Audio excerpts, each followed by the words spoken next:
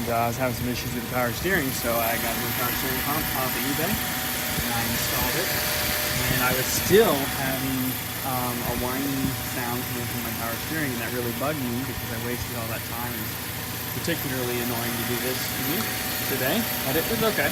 So I took a syringe, like you give your kids ibuprofen or whatever, and I attached a straw to it. I put tape on here to seal it up.